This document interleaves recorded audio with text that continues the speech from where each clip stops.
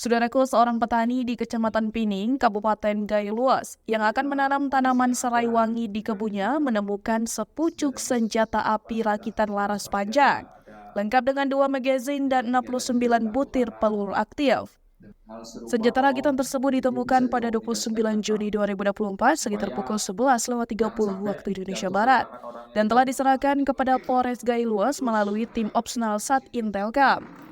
Kapolres Gayluas AKBP Setiawan EP didampingi Wakapolres Kompol Edi Aksa dan Kasat Intelkam dalam konferensi pers di Mapolres Gayluas di Blangsere pada 2 Juli 2024 menjelaskan bahwa senjata yang diduga sisa konflik Aceh tersebut ditemukan terbungkus rapi dalam karung yang sudah mulai berkarat.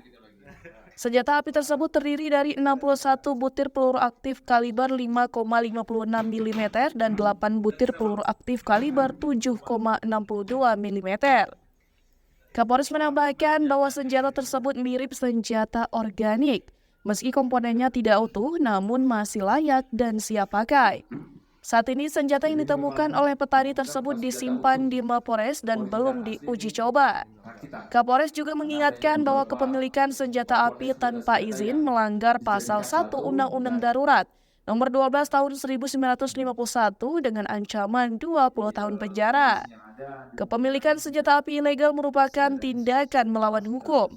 Oleh karena itu, masyarakat yang menemukan atau memiliki senjata ilegal diharapkan melapor dan menyerahkan kepada aparat kepolisian terdekat dengan identitas yang dilindungi dan dirahasiakan.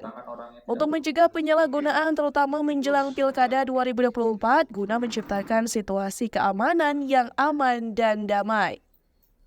Dari Gayo Luas, Rasi dan Tribun Gayo.